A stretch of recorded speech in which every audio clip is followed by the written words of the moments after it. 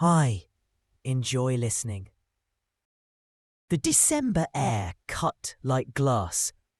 Walter Jenkins pulled his heavy coat tighter around his shoulders as he stepped out onto the creaking porch of his farmhouse. The world lay frozen beneath a hard frost, every fence post glistening, every branch of the bare oak trees etched in white. It was a church holiday, and though Walter was not much of a churchgoer, he had promised Pastor Hayes to ring the bells in the small chapel of the neighbouring village. The regular bell ringer had passed away weeks earlier, and Walter, skilled with his hands, steady in his manner, had been the only one the pastor could think of. "Lord, it's cold enough to kill a man," Walter muttered, his breath fogging in the bitter air. He tightened the wool scarf around his neck and started down the narrow trail leading through the forest. It was the quickest way to the chapel, though shaded and lonely. Snow crunched beneath his boots as he walked. The woods were quiet, save for the occasional snap of a frozen branch or the flutter of a startled bird. Walter hummed softly to himself, an old tune his father used to sing. But his thoughts drifted far from music. He was alone, more alone than he had ever imagined he could be at his age. Linda had left him 5 years earlier, running off with a travelling salesman who promised her city lights and excitement. She hadn't bothered with a divorce, only a note left on the kitchen table, and their young daughter, Emma, tugged away into a new life. Emma was just 6 at the time, his late-in-life blessing, the child he had longed for. Walter had raised her until Linda returned weeks later, demanding custody. She took Emma with her, and that was the end of it. Walter still sent money faithfully every month. He doubted Emma even remembered his face. He sighed, trudging deeper into the snow-laden pines. He had stopped believing he would ever see his daughter again. Then he heard it. At first he thought it was the wind, thin, high-pitched, almost like a whimper. He stuck dead in his tracks, listening. Nothing. Only the still crackle of the frozen forest. He shook his head and started on. Then it came again, louder this time, a desperate, piercing cry. Walter's stomach dropped. It was unmistakable. "A baby?" he whispered, his heart thundering. He followed the sound, pushing through snow-laden branches until he came upon a large spruce. And there, beneath it, was a wicker basket. Inside lay a tiny infant, red-faced and screaming, his little fists trembling in the cold air. Walter froze. For a moment, the sight seemed unreal, as if he had stumbled into a terrible dream. But the baby's cries were real enough. "Oh God Almighty!" Walter dropped to his knees, peeling off his thick wool sweater, unwrapping the infant as quickly as his shaking hands allowed. The child's skin was icy, his lips tinged with blue. He cradled the baby close to his chest, feeling the fragile weight against him. Someone had left this boy to die. Walter rose, clutching the basket, and without another thought began to run. Through the woods, out toward the country road, toward the nearest clinic in the village. His breath tore from his lungs, his boots slipping on the frozen path. But he didn't stop. By the time he reached the small medical outpost, his arms ached. But the child's cries had softened into exhausted whimpers. A nurse rushed forward, pulling them inside, shouting for the doctor. Only then did Walter realize he was shaking uncontrollably, not from the cold, but from the enormity of what had just happened. That morning, he had set out only to ring church bells. Instead, he had saved a life. And in that moment, standing in the sterile light of the clinic, Walter Jenkins felt something stir in his chest, something he hadn't felt in years. Hope. The clinic smelled of antiseptic and old wood. Walter sat on a hard bench in the hallway. His coat damp with melted snow, his sweater gone, still wrapped around the baby somewhere in the examination room. He rubbed his hands together, staring at the floorboards, his mind whirling. Minutes stretched like hours until the door finally creaked open. Dr. Howard, a stocky man in his 50s, with grey streaks in his hair, stepped out, wiping his glasses on his coat. "He'll be all right," the doctor said. "A little longer out there and it would have been too late. But you brought him just in time." Walter let out a long breath, his shoulders sagging. "Thank God," he whispered. The nurse who had taken the child from him approached with a soft smile. "He's sleeping now. He's a strong little one. Must have had an angel looking out for him." "Not an angel," Walter muttered. "Just a stubborn old man who happened to be passing through." But even as he said it, he knew the truth was heavier than that. It wasn't just chance. It couldn't be. By late afternoon, the sheriff's deputy, Officer Bradley Cooper, arrived. He listened to Walter's account, jotting notes in a small pad. His jaw tightened when the nurse mentioned the baby's mother. "We know her," Officer Cooper said grimly. "Name's April. She's got a history, drinking, neglect. She's already lost custody of 4 other kids. State'll take this one too." Walter's chest tightened. "And what'll happen to him?" "Foster care first," the officer replied. "If no family steps forward, then, well, he'll likely end up in the system for good." He closed the notebook. "At least you saved his life today, Mr. Jenkins. That counts for something." But as the officer left, Walter couldn't shake the words. The system.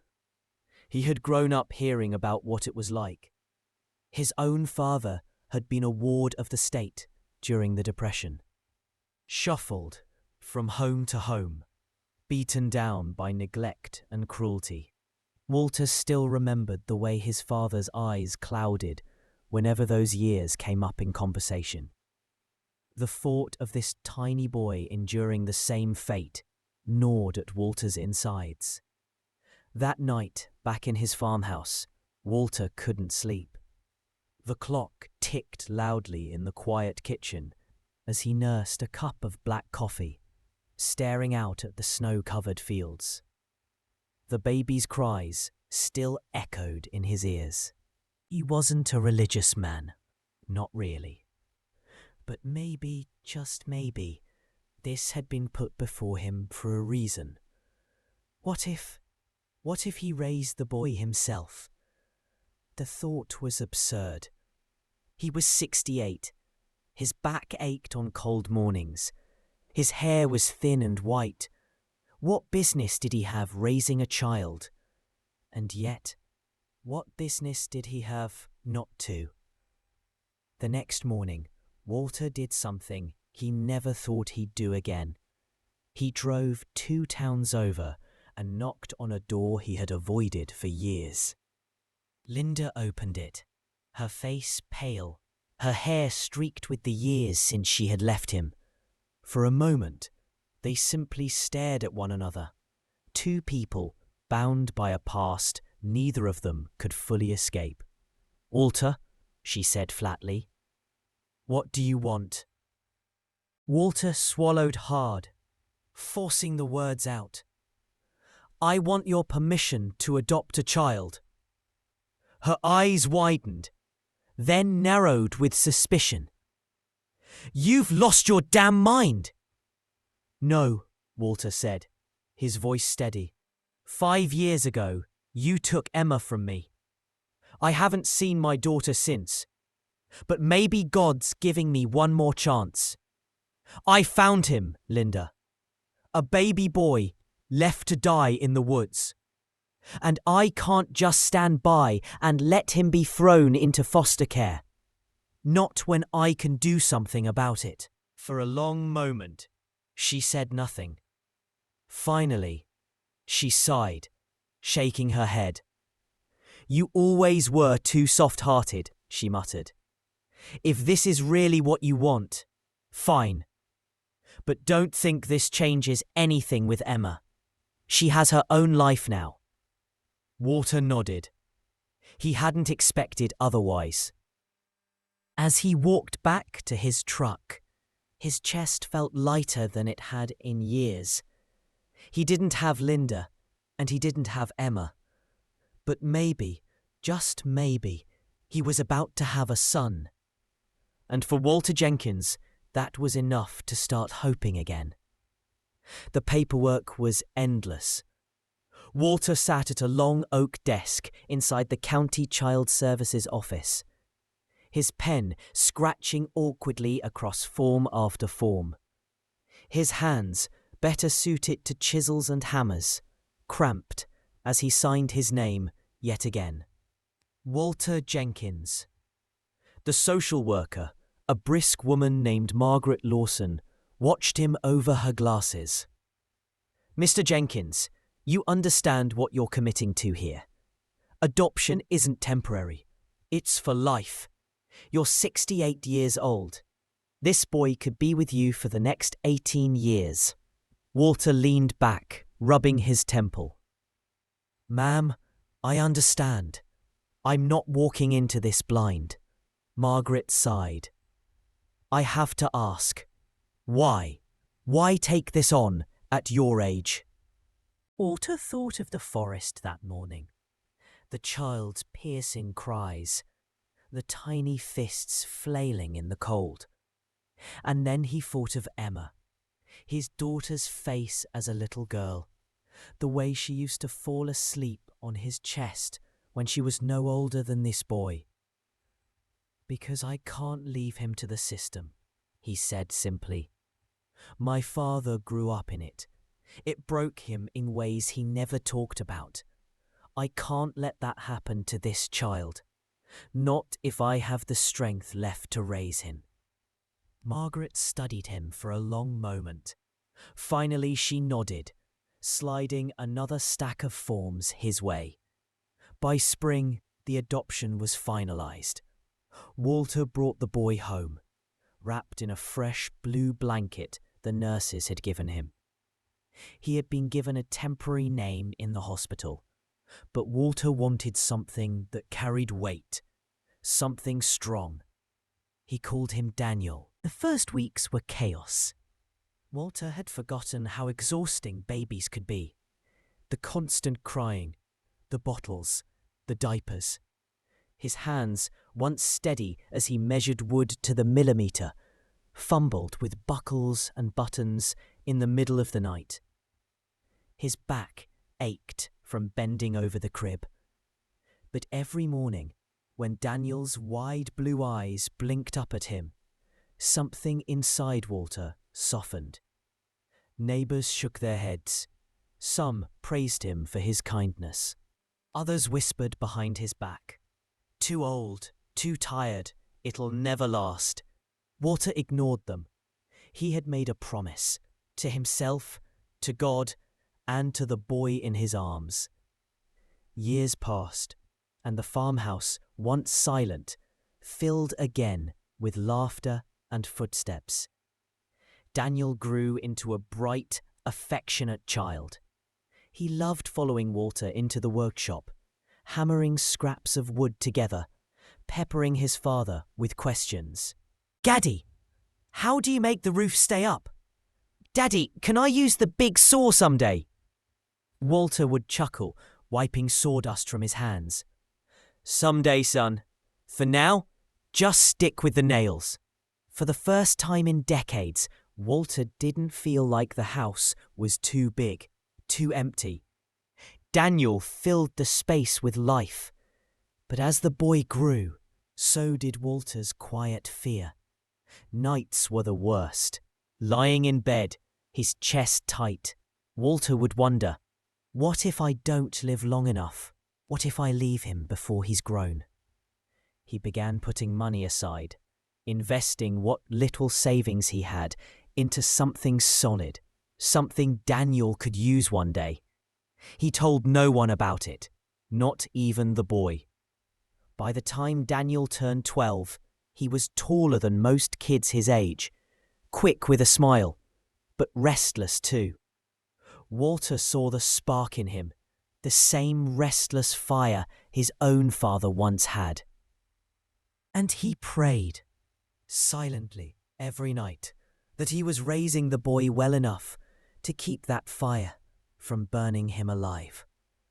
By the time Daniel turned 14, the easy laughter of his childhood had started to fade. His voice dropped, his shoulders broadened, and with the changes of adolescence came something Walter couldn't quite handle: defiance. It began small, a slammed door here, a rolled eye there. Walter chalked it up to normal teenage moods. But soon, Daniel was spending more time away from home, disappearing for hours without explanation. "Where were you?" Walter asked one evening, as Daniel crept in past midnight, his sneakers caked with mud. "Out," Daniel muttered, brushing past him. Walter's jaw tightened. "You're 14, not 21. You don't just get to come and go as you please." Daniel shot him a glare. "You're not my real dad. You can't tell me what to do." The words landed like a hammer blow. Walter stood frozen as Daniel stormed off to his room, slamming the door so hard the old house shook. Walter knew the truth would come out someday. He had hidden the adoption papers in a locked trunk in the attic, but he had never found the right moment to tell Daniel himself. And now the boy had thrown it at him like a weapon. Where had he learned it? Who had told him? As weeks turned into months, Daniel drifted further. He skipped classes, started hanging around with boys from broken homes, boys Walter recognized from police reports tacked up in the post office. He smelled smoke on Daniel's clothes, once even caught the bitter sting of alcohol on his breath. One night, Walter sat alone in the kitchen, staring at the wooden table he had built decades earlier. His hands trembled around a mug of cold coffee. He felt helpless, like he was losing Daniel bit by bit. He remembered his own father, hardened and bitter from a childhood in foster care. "I gave you better than that, boy," Walter thought. "Don't throw it away." But how do you reach someone who doesn't want to be reached? When the school called to say Daniel had dropped out after 9th grade, Walter's heart sank. He drove straight to the small diner in town, where he knew Daniel liked to loiter with his friends. "Son, get in the truck," Walter said firmly when he found him leaning against the wall, laughing with two older boys. Daniel's face hardened. "I'm not going anywhere with you." The boys snickered. One of them muttered, "Old man's got no control." Walter clenched his fists, but kept his voice calm. "I raised you, Daniel. I gave you a home when nobody else would. I won't stand here and watch you throw your life away." For a moment, Walter thought he saw something flicker in Daniel's eyes. Guilt, maybe, or shame. But then it was gone. "I didn't ask you to save me," Daniel snapped.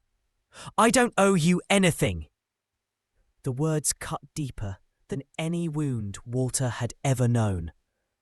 That night, he sat in his workshop long after dark, staring at the golden slivers of wood catching in the lamplight. He felt older than his years, his body aching, his heart heavier than it had ever been. He had poured everything he had into Daniel. His time, his love, his hope. But the boy seemed determined to slip through his fingers. And though Walter tried to believe it was just a phase, deep down he feared the truth. He was losing his son. By 16, Daniel was hardly ever home. When Walter asked around, folks in town gave him looks that said more than their words. The sheriff's deputy mentioned his name too often for Walter's comfort. Loitering, trespassing, petty theft. Nothing serious yet, but each time Walter felt the ground slipping. One night in early autumn, Walter was woken by the ringing of the phone. His stomach knotted when he heard the sheriff's voice. "Walter, we've got Daniel down here." He and a couple other boys broke into the hardware store. They didn't take much, just some tools, but it's burglary all the same. Walter drove in silence through the misty night. His knuckles whitened on the steering wheel. At the station, he found Daniel slouched in a chair, his hands shoved into his pockets, eyes cold. Walter signed the release papers, his shame burning with every stroke of the pen. On the drive home, neither of them spoke, until Walter finally exploded. "Do you realize what you've done? I didn't raise you for this, Daniel. Breaking into stores, running with criminals, that's not who you are." Daniel laughed, bitter and sharp. "You don't know who I am. You've been lying to me my whole life." Walter's breath caught. "Who told you?" "Doesn't matter," Daniel shot back. "I know I'm not your real son. You just, what, picked me up like some stray dog? Kept me because you were lonely?" Walter gripped the steering wheel so hard his fingers ached. "You think that's all it was? Boy, I chose you. I wanted you. I gave you my name, my home. That makes you my son in every way that matters." But Daniel only turned his face to the window. Walter knew he was losing him, and in a moment of weakness, maybe fear, maybe desperation, he blurted the one thing he had sworn to keep hidden. "I've been saving for you, Daniel, since the day I brought you home. Every extra dollar, every spare penny. There's a trust in your name, enough to give you a real start when you're grown." Daniel's head snapped around, his eyes wide. "What are you talking about?" Walter exhaled slowly. "It's not much, but it's yours. College, a business, a house, whatever path you choose. I wanted you to have choices I never had." For a fleeting second, Daniel's hardened expression softened, but then suspicion clouded it again. "So what, you're trying to buy me now? Make me behave with money?" Walter felt the weight of his mistake immediately. He hadn't meant it that way, but Daniel heard it as another attempt at control. That night, Daniel slammed his bedroom door so hard a picture fell off the wall. Walter lay awake, staring at the ceiling, replaying his words again and again. He had opened the door to a temptation Daniel wasn't ready for. In the days that followed, Daniel grew more reckless. His friends whispered about easy money, and Walter feared he knew exactly what they meant. The secret meant to secure Daniel's future had instead become fuel for his rebellion. And for the first time, Walter wondered if love and sacrifice would be enough to keep his son from destroying himself. Winter settled over the valley with a quiet cruelty. Snow piled against the porch steps. The woodpile dwindled too quickly, and Walter's bones ached from the cold more than they used to. But what hurt most was the distance between him and Daniel. The boy who once begged to ride in the truck now disappeared for nights on end. Walter found cigarettes in his jacket pocket, once even a crumpled billfold full of cash Daniel couldn't have earned honestly. When pressed, Daniel's answers were vague. "Don't worry about it, old man. I've got ways of making money." Walter's heart sank each time. It didn't take long for Daniel's so-called friends to sniff out the secret.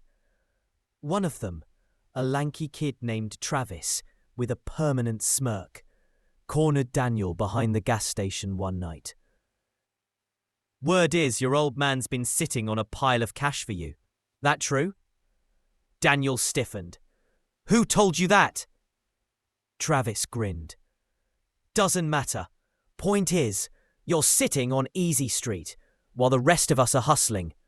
You don't even have to work for it." At first, Daniel denied it. But later, lying awake in his bed, the thought gnawed at him. A future already secured, money waiting to be claimed. It made the long lectures, the chores, the small-town boredom feel even heavier. Why should he keep struggling when the old man had been hiding a fortune all along? One evening, Walter came into the workshop to find Daniel rifling through drawers. "What are you doing?" Walter demanded. Daniel didn't even flinch. "Looking for the papers. You said there's money in my name. I want to see it." Walter's voice trembled, though he tried to sound firm. "It's not ready for you yet. It's meant for when you're older, when you've built a life worth investing in." Daniel's lip curled. "So you are keeping it from me? Figures. You've been controlling me since the day I can remember." Walter's chest tightened. "I kept it safe because I love you, not to hold you down." But Daniel's eyes were hard, unyielding. He shoved past him, the slam of the front door echoing through the house. That night, Walter sat alone by the fire, staring at the flames until they blurred. He thought of the day he'd carried Daniel home from the adoption agency, bundled in a blanket too big for him. He had promised himself that boy would never feel unwanted again. Now, he wondered if he had failed. Meanwhile, Daniel's nights grew darker. Travis and the others dangled easy money before him. Car stereos stripped and sold for cash, shoplifting runs, even talk of bigger scores. And in the back of Daniel's mind, the trust fund loomed like a shining prize he couldn't touch. Every argument with Walter only deepened his resolve. If Walter wouldn't give him what was rightfully his, Daniel decided, maybe he'd have to take it himself. March winds rattled the windows of the old farmhouse, carrying with them a restless edge. Walter had begun locking away his important papers, hiding bank statements. But Daniel was no longer the boy who once believed in his father's unshakable authority. He was 17 now, tall, sharp-eyed, and angry enough to do what once would have scared him. One Friday night, Walter awoke to a hollow creak on the stairs. His heart leapt. He knew the sound of boots moving quietly, too quietly. He rose, pulling his robe tight, and followed the noise to his bedroom closet. The floorboard was lifted. The tin box was gone. By the time Walter stumbled to the front door, the tail lights of Daniel's truck were already vanishing into the dark. He found him the next morning, slumped against the wall of Travis's uncle's garage, the box pried open at his feet. Inside, the papers were scattered, and most of the savings, years of Walter's sacrifice, was gone. "Daniel," Walter said, voice raw, "what have you done?" Daniel stood, his face pale, his eyes rimmed with exhaustion. "I just took what was mine.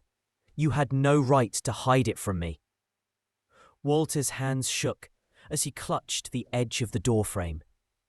"Yours? You think you earned a dime of that? Every dollar was a night I worked late, a meal I skipped, a coat I went without so you could have a better life. That money wasn't a gift. It was a hope.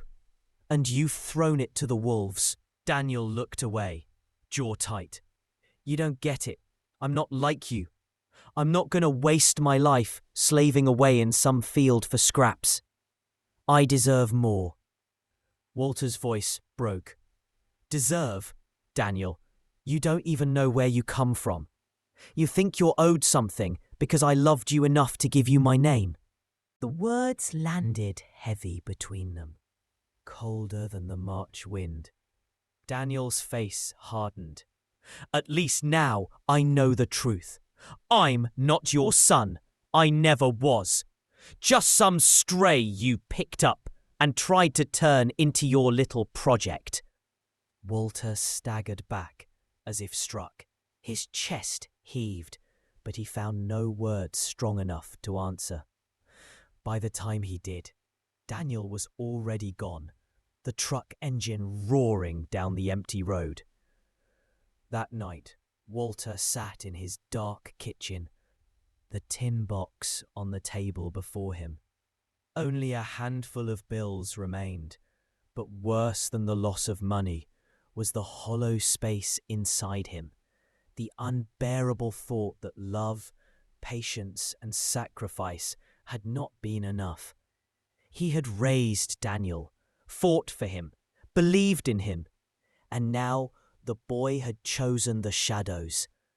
For the first time, Walter feared he might never get him back.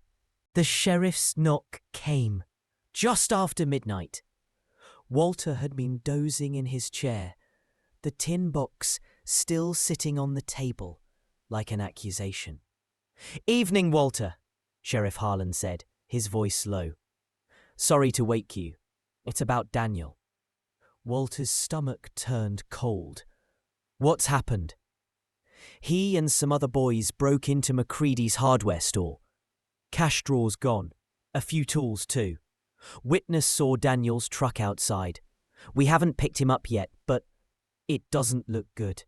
Walter's hands gripped the armrests so tight his knuckles whitened. "He's just a boy," he muttered, though the words rang hollow. Sheriff Harlan's eyes softened. "I know you've done right by him, but he's running with wolves now. If you don't find him first, Walter, I will. And I can't promise he'll walk away with just a warning." Walter drove the county roads until dawn, his headlights carving tunnels of light through the mist. He searched the back fields, the abandoned mill, even the creek bend where Daniel used to fish as a boy. At last, he found him in Travis's garage, pacing while Travis and the others counted stolen bills on the hood of a car. "Daniel," Walter called, his voice steady despite the storm inside him. The boys froze. Travis sneered. "Looks like Daddy came to drag you home." Daniel's face burned red. Leave, Walter. You don't belong here. Walter stepped forward. I don't belong? Boy, I've bled for you, starved for you, prayed over you more nights than I can count. Don't tell me I don't belong. Travis chuckled. He's just slowing you down, Danny. You've got cash, wheels, freedom. Why crawl back to a broke old man? Walter's eyes locked on his son's.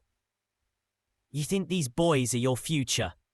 When the law comes, and it will, they'll cut and run, and you'll be left with nothing. Nothing but the ashes of what could have been. For a moment, Daniel wavered. Walter saw it, the flicker of the frightened child still hiding inside. But then Daniel squared his shoulders. You don't get to tell me what to do anymore. Travis grinned and slapped Daniel on the back. That's more like it. Walter's chest ached. He knew he couldn't drag the boy home by force. Not anymore. But he couldn't walk away either. I'm giving you one last chance, Walter said quietly. Come with me now, before the sheriff finds you. Don't throw your life away. Daniel looked at the stolen money, then at Travis, then at Walter. His jaw clenched, and in that moment of hesitation, the sound of sirens pierced the night. The garage exploded in panic. Boys scattered like startled crows, stuffing bills in their pockets. Travis cursed and bolted for the back. But Daniel froze, his eyes darting between escape and his father's steady, pleading gaze. Walter held out his hand. Daniel, please. The sirens grew louder. Daniel took one step toward his father, then another, and just as the sheriff's headlights swept across the driveway, he made his choice. The sheriff's cars lit up the gravel driveway in blinding red and blue. Boys scattered into the fields, leaving only Daniel standing in the open, his shoulders tense, his father's hand still stretched toward him. Son, Walter whispered, don't run. Not this time. For a long, breathless moment, Daniel stood at the crossroads of his life. Then, slowly, he dropped the stolen bills clutched in his fist. They fluttered to the ground like dead leaves. When Sheriff Harlan stepped out of his car, Daniel didn't fight. He let the cuffs click around his wrists, his jaw set, his eyes burning with shame. Walter followed them to the station, sitting silently in the back corner of the room as Daniel was booked. It was nearly dawn when the sheriff finally let Walter speak to him. Daniel sat hunched over the table, his face pale, the weight of what he'd done pressing down harder than any iron chain. I screwed everything up, he muttered, his voice cracked. You should have just left me there. Walter lowered himself into the chair across from him. I couldn't. You're my boy. Daniel shook his head. No, I'm not. I'm just some kid you took in, and I've done nothing but ruin your life. Walter reached across the table, his hand rough, scarred from years of work, and placed it over Daniel's trembling one. Listen to me. Blood never made a man a son. Love does. And I've loved you from the moment I first held you. Tears welled in Daniel's eyes. He tried to look away, but the wall he built inside himself began to crack. The court gave him probation, community service, and mandatory counseling. Mercy, bought by Walter's years of good standing and the sheriff's quiet respect. It wasn't an easy road. Daniel worked off his punishment cleaning ditches and hauling trash, while the whispers in town followed him everywhere. Some nights, he came home ready to throw it all away again. But Walter never wavered. He ate dinner with him, waited up when Daniel was late, reminded him each morning that tomorrow could be better if he chose it to be. And slowly, like winter giving way to spring, something shifted. Daniel started fixing engines at a local shop, earning his own pay for the first time. He stopped meeting Travis, stopped chasing the next thrill. One evening, after months of silence between them, Daniel finally said the words Walter had almost stopped hoping to hear. "Dad," he murmured, voice low but steady. "I don't deserve it, but thank you for not giving up on me." Walter's throat tightened. He placed a hand on his son's shoulder, gripping it firm. "Son," he said, his voice rough with emotion, "you'll spend your whole life making mistakes. But what matters is whether you keep standing up after you fall. And I'll be here to help you stand." That night, as Walter lay in bed, listening to the quiet creak of Daniel moving about upstairs, he felt something he hadn't in years: hope. The road ahead would be long, and neither of them could erase the past. But they had survived the breaking, and they were still standing together. For Walter, that was enough. And for Daniel, it was the beginning of a life finally worth building. If you like the story, I would be very happy to have your support. Click the thumbs up.